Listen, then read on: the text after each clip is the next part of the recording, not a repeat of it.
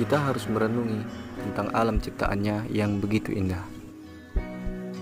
Jika kita pikir dan renungkan, alam itu sangatlah luar biasa. Bagaimana tidak, kebutuhan makhluk hidup hampir semuanya ada di sana. Maka kita sepatutnya bersyukur atas semua ciptaannya. Allah Subhanahu wa Ta'ala berfirman, "Fabi'ayyi ala'i rabbikuma tukadziban?" Maka nikmat Tuhanmu yang manakah yang kamu dustakan? Sudahkah kita mensyukuri apa-apa yang diciptakannya?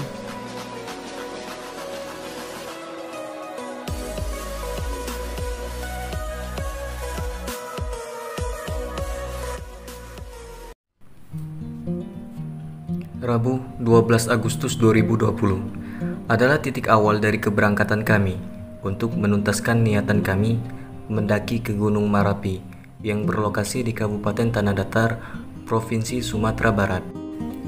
Meskipun perjalanannya sangat jauh, yang melewati 2 provinsi sekaligus, tidak akan mengurungkan niatan kami untuk mendaki ke Gunung Marapi, sekaligus bersilaturahmi dengan teman-teman dan menikmati keindahan alam yang Allah ciptakan di ranah Minang.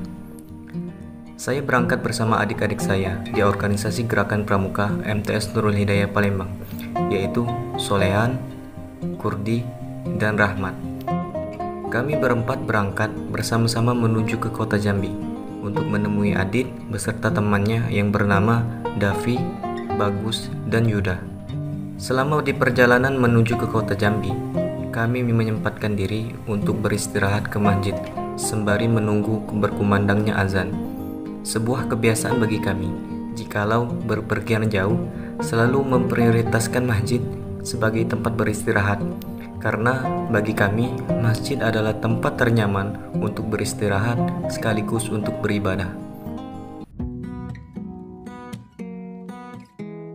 Setelah sampai di kediaman Adit, kami beristirahat sejenak dan diskusi santai membahas logistik yang akan kami bawa pada saat pendakian nanti. Ditemani oleh minuman dingin yang disuguhkan oleh Adit, rasa penat selama di perjalanan serasa hilang. Alhasil, kami memutuskan untuk membeli logistik malam hari ini sebelum keberangkatan besok pagi ke Kota Padang.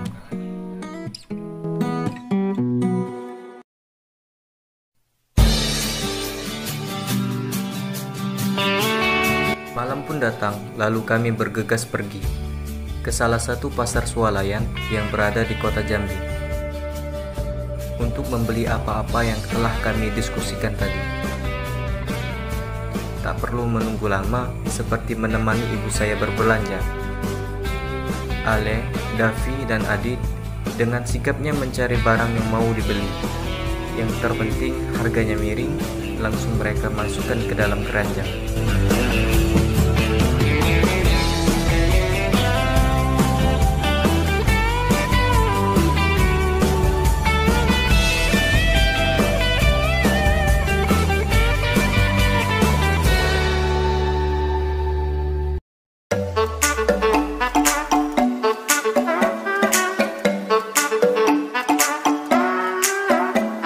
Di pagi harinya kami berangkat ke kota Padang untuk menemui Rian dan Bintang, sekaligus untuk menginap di rumah mereka sehari sebelum kami bersama-sama untuk mendaki ke Gunung Marapi.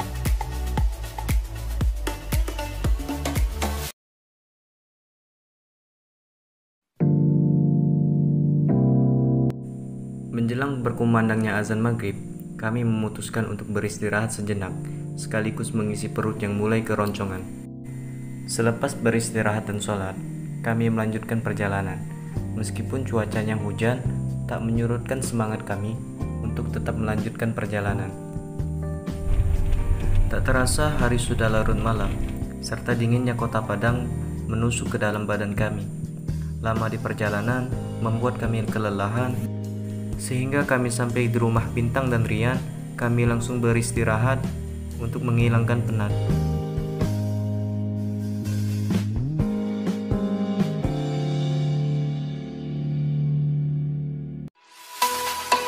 Mentari pun telah membumbung tinggi. Kami pun bergegas menuju ke Gunung Marapi. Gerimis, tak tahu kapan ia akan berhenti. Selama di perjalanan, kami disuguhi dengan pemandangan air terjun yang jatuh di bibir jalan. Lalu kami pun sampai ke titik tujuan. Sebelum memasuki pintu pendakian via Kuto Baru, kami melakukan registrasi. Dan tak lupa mengisi perut agar tidak lemas di dalam perjalanan nanti.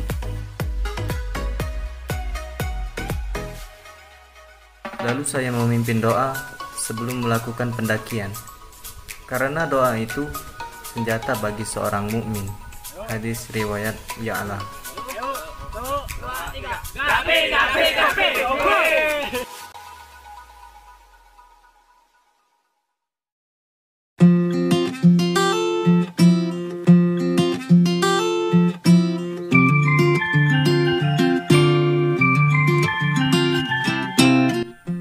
Pendakian kami dimulai.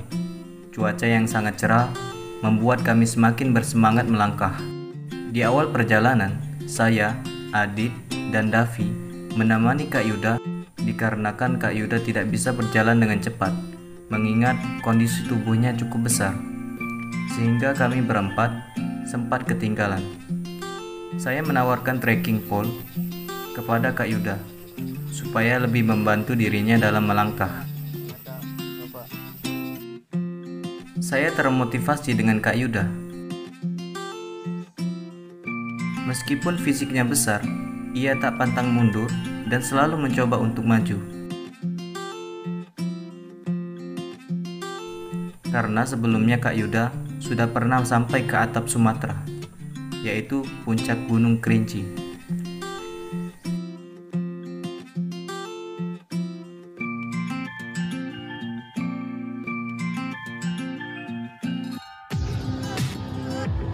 Sesampai di pos 1, rombongan kami beristirahat sejenak dan mengisi air untuk bekal di perjalanan nanti.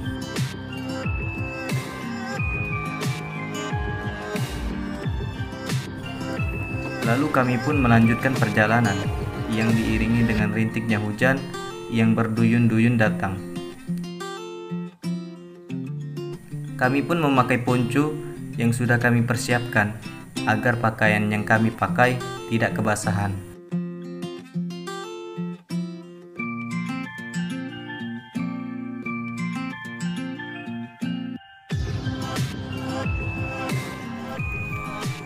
Setelah 2 jam perjalanan, kami memutuskan untuk memasak dan makan siang.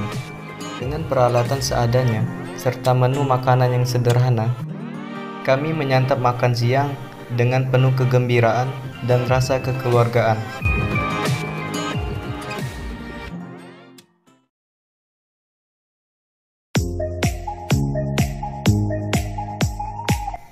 Selepas makan siang, kami melanjutkan perjalanan karena beristirahat lebih lama itu bukan pilihan. Kami memutuskan biarlah Adit yang berjalan duluan karena di tas carrier yang Adit bawa ada tenda dan logistik. Adit ditemani oleh 6 yang lainnya, yaitu Ale, Kurdi, Rahmat, Bagus, Bintang, dan Rian. Saya dan Davi masih di belakang, menemani Kak Yuda selama di perjalanan. Selama di perjalanan, saya selalu menyemangati Kak Yuda agar selalu bersemangat langkah demi langkah. Meskipun kami bertiga, kami tidak merasa kesepian, dikarenakan banyaknya pendaki yang lalu lalang dengan tujuan yang berbeda. Ada yang mau turun, ada yang mau naik. Sapaan demi sapaan kami keluarkan, karena adat di Gunung Marapi ini, panggilan bapak untuk laki-laki dan panggilan ibu untuk perempuan sangat dijunjung tinggi. Walaupun dalam kondisi ngos-ngosan, tetap diusahakan untuk tetap menyapa satu persatu setiap orang yang selintasan dengan kami.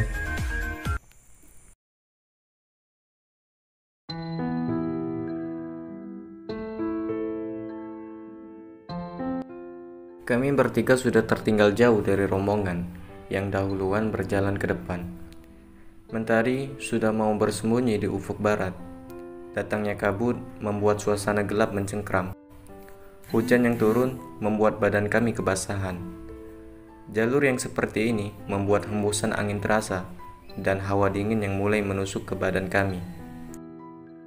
Saya yakin, sesulit apapun kondisi, Allah pasti membantu kami di setiap perjalanan.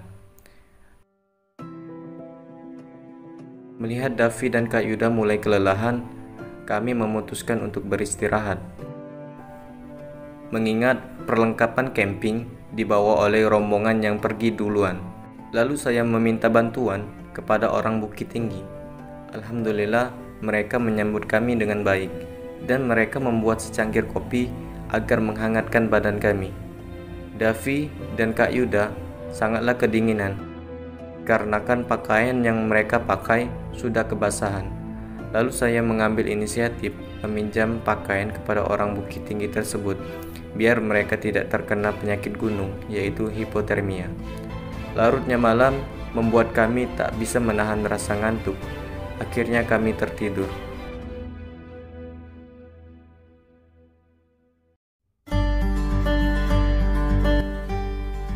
Di pagi harinya, sekitar jam 6 pagi, saya memutuskan untuk menyusul rombongan untuk meminta bantuan. Dikarenakan Davi dan Kak Yuda tidak sanggup melanjutkan perjalanan, saya menyanggupkan diri untuk menyusul rombongan sendirian. Dengan keyakinan yang kuat, saya memulai perjalanan. Dengan posisi perut yang masih keroncongan, selama di perjalanan, saya ditawari untuk mampir di salah satu tenda pendaki dari Bukit Tinggi.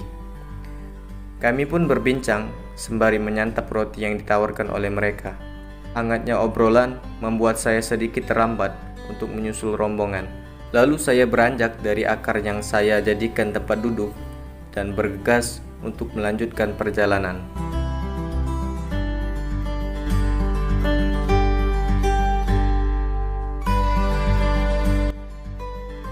Satu jam perjalanan telah ditempuh. Alhamdulillah, saya bertemu dengan Rahmat dan langsung diantarnya ke tenda rombongan. Lalu saya memberitahu mereka mengenai keadaan Davi dan Kak Yuda. Lalu kami memutuskan untuk turun menemui Davi dan Kak Yuda. Yang lain sudah duluan menyusul. Kami berempat belakangan, dikarenakan packing perlengkapan belum selesai. Di tengah perjalanan, kami bertemu dengan rombongan pendaki asal Palembang. Yang awalnya mereka meminta sedikit air yang kami bawa. Lalu obrolan pun tak terelakkan. Dikarenakan bahasa kami yang sama, jadi perbincangan tadi lancar. Karena setiap hari di Gunung Marapi, kami mendengarkan bahasa Minang yang kami belum paham. Selepas itu, kami langsung menyusul rombongan dan kami pun sampai. Alhamdulillah, kondisi Davi dan Kak Yuda mulai membaik. Setelah itu, kami berdiskusi sebentar, membahas kelanjutan dari pendakian kami. Alhasil, mereka berenam tidak bisa melanjutkan perjalanan dikarenakan kondisi yang tidak memungkinkan. Namun, saya, Ale, Kurdi, dan Rahmat tetap melanjutkan perjalanan dikarenakan ada misi yang mau dituntaskan.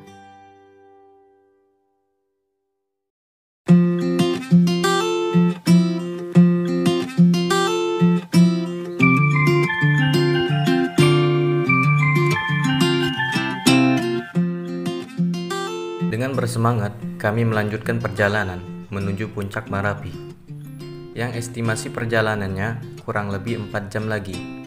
Namun, setelah tiba di Cadas, kami disambut oleh hujan yang cukup deras. Lalu kami memutuskan singgah di tenda pendaki yang asalnya dari Jambi. Kami membuat kopi untuk menghangatkan badan dan berbincang dengan mereka yang mendaki berenam, 5 laki-laki dan 1 perempuan. Hari sudah mulai sore, hujan belum juga berhenti. Lalu kami melanjutkan perjalanan untuk ke Tugu Abel yang berada di puncak Gunung Marapi. Walaupun hujan yang turun serta kabut yang membatasi jarak pandang, kami tetap melanjutkan perjalanan meskipun banyak sekali tantangan. Alhamdulillah, kami sampai ke Tugu Abel serta berhasil memijakkan kaki di puncak Gunung Marapi.